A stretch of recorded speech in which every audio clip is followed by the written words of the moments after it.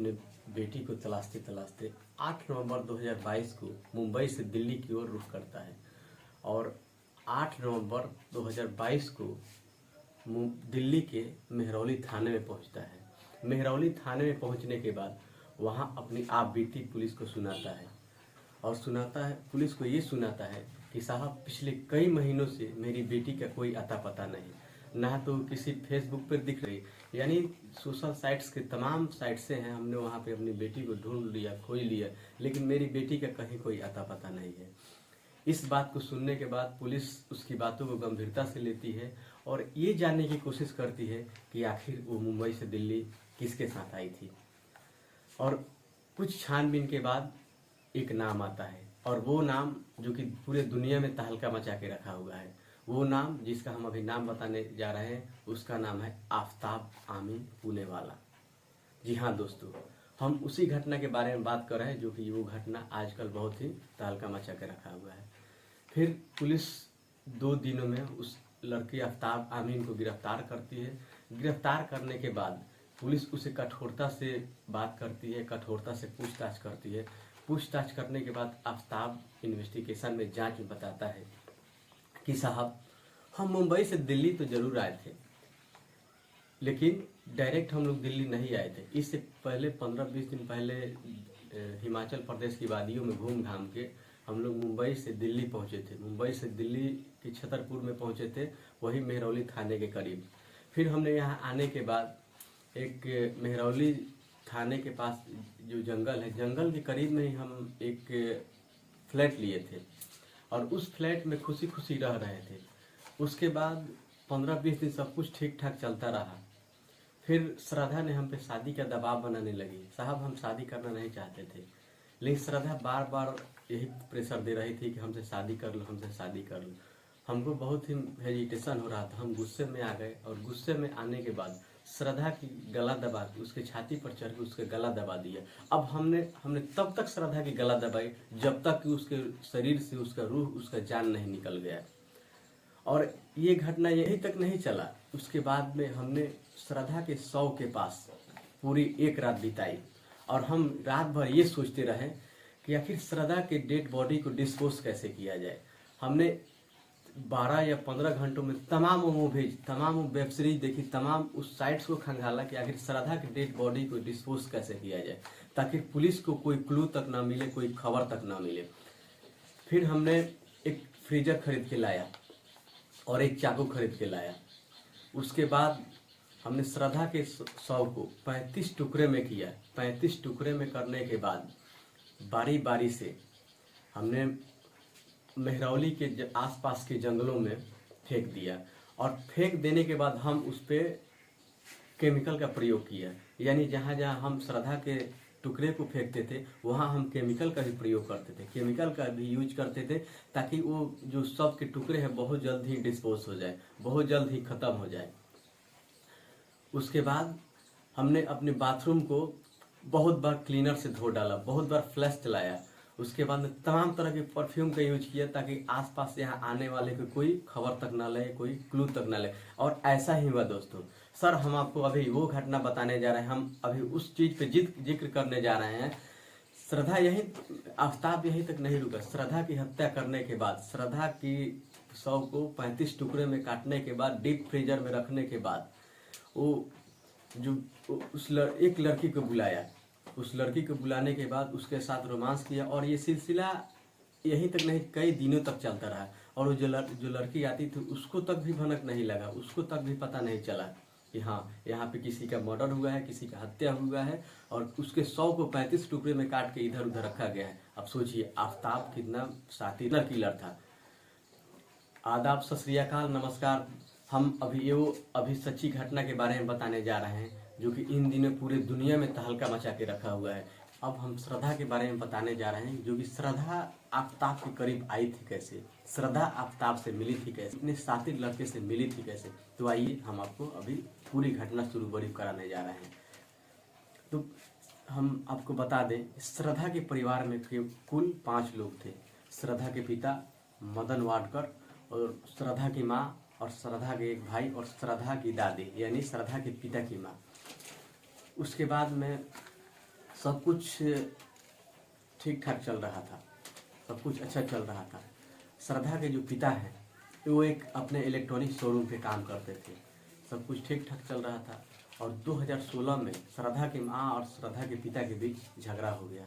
वो श्रद्धा के पिता अलग रहने लगे और श्रद्धा के भाई और श्रद्धा की माँ एक जगह रहने लगी। इसी बीच श्रद्धा की उम्र करीब 23 या 24 साल होगी और पैसे का थोड़ा सा कमी होने लगा। इसकी वजह से श्रद्धा एक मल्टीनेशनल कंपनी में जॉब करने लगी। जॉब करने के बाद वो यही करीब मानकर चलिए कि 15-20 दिन बाद अलग होने के बाद वो किसी कंपनी में, मल्टीनेशनल कंपनी में कॉल सेंटर में जॉब पकड़ ली, वो जॉब करने लगी। और आफ्ताब आमीन जो पुणे वाला था, एक वही का मुंबई का एक कॉलेज है एलएस रहीजा, उसी में खाना बनाने की तरकीबें, खाना कैसे बनाया जाता है, बिरयानी कैसे, मतलब खाना बनाने के जो भी डिशेस हैं उसके बारे में जानकारी ले रहा था और सीख रहा था। धीरे धीरे श्रद्धा को सोशल साइट्स पे वक्त बिताने की लत लगने लगी और तमाम जितने भी सोशल साइट्स होते हैं उस पर अपना वक्त बिताने लगे।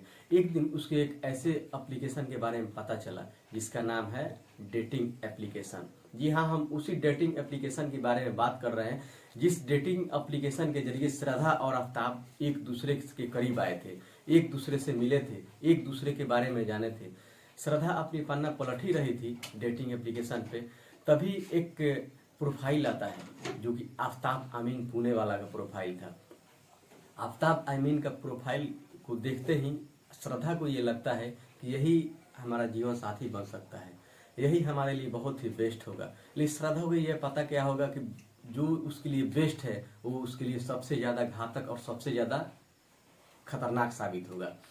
उसके बाद में वो बहुत ही ज़्यादा क्लोज हो गए, बहुत ही ज़्यादा करीब आते गए। उसके बाद में ये फ़ोन पे घंटों बिताने लगे। पहले व्हाट्सएप पे बात हुई, फिर कॉल पे बात हुई, फिर ये बात वीडियो कॉल तक पहुंच गई। जब ये बात श्रद्धा की मम्मी को पता चला तो श्रद्धा की मम्मी ने इसका विरोध किया। आखिर क्यों ना करे विरोध, ये जो बातें हैं हमारे संस्कृति में इसको घोर दंड अपराध दिया गया है, अपराध की श्रेणी में रखा गया है। श्रद्धा की माँ श्रद्धा को डांटने लगी, बोलने लगी, बेटी ये जो तुम कर रही हो ये ठीक नहीं है।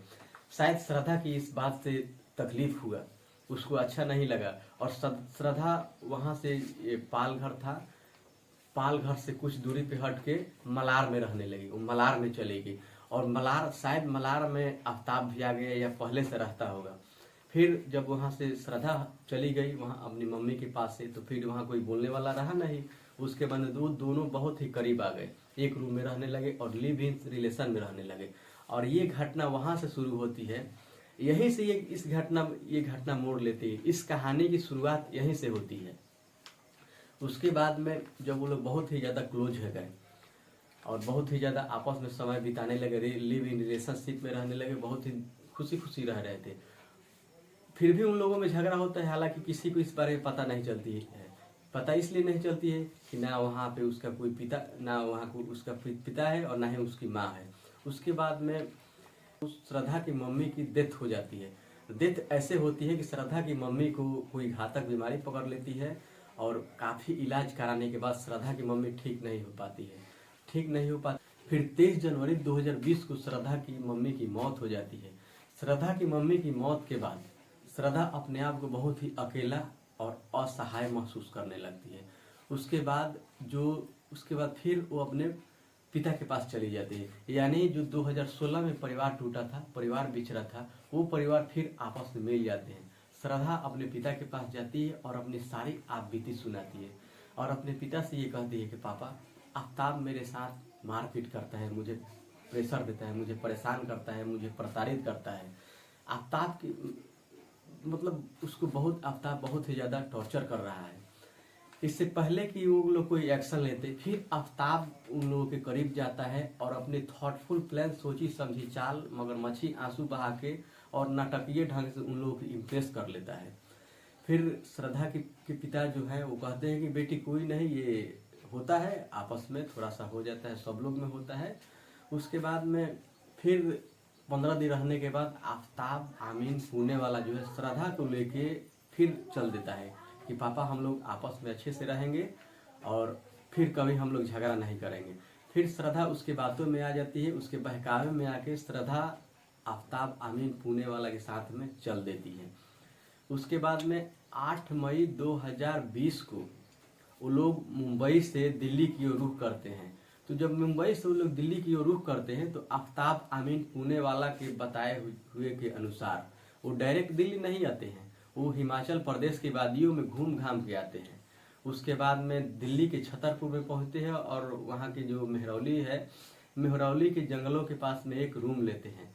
यानी आफ्ताब अमीन पुणे वाला को ये पहले से ही प्लान था कि हमको श्रद्धा की मर्डर कैसे भी करके करना है, इसीलिए वो मेहरौली के जंगलों के पास में एक रूम लेता है ताकि श्रद्धा की डेड बॉडी को बहुत ही आसानी से डिस्पोज किया जा सके, और वो ऐसा ही करता है। उसके बाद में सूत्रों के हवाले से ये भी पता चला है कि वो शादी नहीं करना चाहता था और आफ्ताब अमीन पुणे वाला को श्रद्धा ने कुछ पैसे दिए थे, उस पैसे का दबाव बना रही थी कि तुम पैसा मेरा रिटर्न करो, तो ये पैसे नहीं देने की वजह में श्रद्धा की हत्या कर दी। खैर जो भी हो और सूत्रों के हवाले से जो भी होगा आएगा, हम आपको अपडेट करेंगे। आफ्ताब अमीन पुणे वाला और साथ में 15-20 दिन बिताने के बाद रहने लगते हैं। उसके बाद में कुछ सूत्रों के हवाले से यही पता चला है कि जो भी मुंबई में सामान था उसको शिफ्ट करने के लिए झगड़ा उगड़ा हुआ था, उसकी वजह गुस्से में आके उसकी हत्या कर दी। और एक सूत्रों के हवाले से ये भी पता चला है कि उसका दोस्त एक जो था वो बहुत ही अच्छी तरह से मीडिया को बताया है, एक चैनल के माध्यम से बताया है कि आफ्ताब अमीन पुणे वाला के पास कम से कम 20 गर्लफ्रेंड थी। 20 इससे भी पहले बहुत ही मतलब उग्रवादी किस्म का लड़का था और सबके साथ वो मारपीट करता था, चरस गांजा अफीम हीरोइन ड्रग्स इस सब का सेवन करता था। शायद इस बात को श्रद्धा को मालूम नहीं होगी और वो उसके झांसे में करीब आई होगी।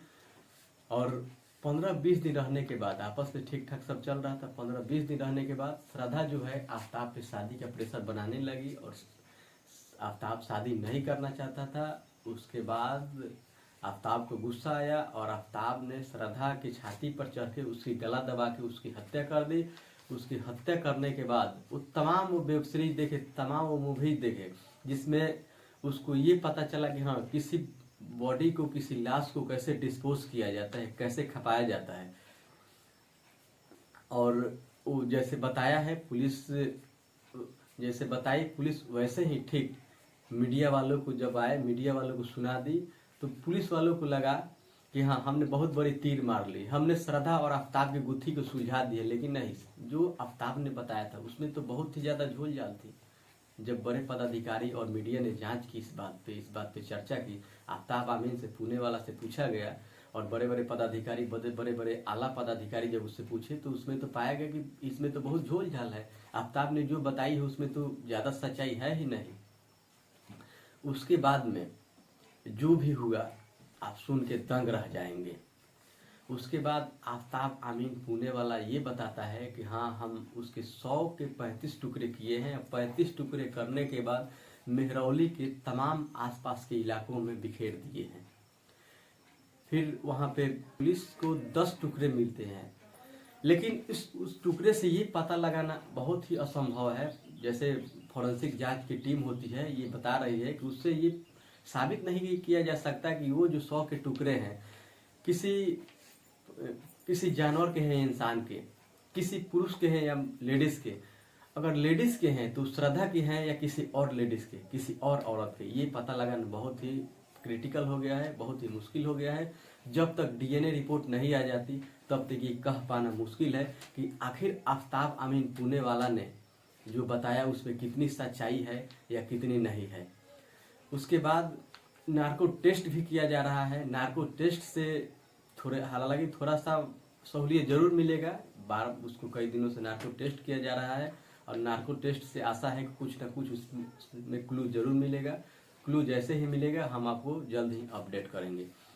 उसके बाद ये तो एकदम 100% श्योर है कि श्रद्धा की हत्या आफ्ताब अमीन पुणे वाला ने ही किया है, इसमें कोई ये नहीं है, इसमें कोई शक नहीं है। लेकिन अब अदालत जो है, जज साहब जो है, इससे अपना फैसला नहीं सुना सकते। अदालत को ठोस सबूत चाहिए, ठोस गवाह चाहिए। अगर थोड़ा सा भी उसमें मिल जाता है कि हाँ आफ्ताब अमीन पुणे वाला ही ने पुणे वाला ही इसका मर्डर किया है, तो फिर उसको एकदम बहुत जल्द ही फांसी की सज़ा मिलनी चाहिए। और ये खबर जहाँ तक पहुँचे, पूरी दुनिया में पहुँचे, आप लोग इस वीडियो पे इतना कमेंट करें और इस वीडियो का आप इतना फैलाएं कि आफ्ताब आमीन को कम से कम दिनों में बहुत जल्द रोड पे उसको फांसी की सज़ा देना चाहिए, बहुत ही जल्द। और दोस्तों, इस कहानी से हमें कोई लेना देना नहीं है, किसी के दिल पे ठेस पहुंचाना नहीं है। एक बात और, ये जो आफ्ताब आमीन पुणे वाला है, इसको मजहब से ना जोड़े। इसलिए ऐसे लोगों का कोई मजहब, कोई जात, कोई धर्म, कोई ईमान नहीं होता। ये लोग आतंकवादी हैं, ये लोग बस आदमखोर हैं, ये लोग इंसानी भोजन करते हैं। ऐसे इंसान को इस जमाने में रहने का कोई हक नहीं, इस दुनिया में रहने का कोई हक नहीं। ऐसे इंसान को जल्द से जल्द चौराहे पे फांसी दे देना चाहिए। तो दोस्तों, हम फिर मिलेंगे ऐसे ही किसी एपिसोड के साथ। तब तक के लिए जय हिंद।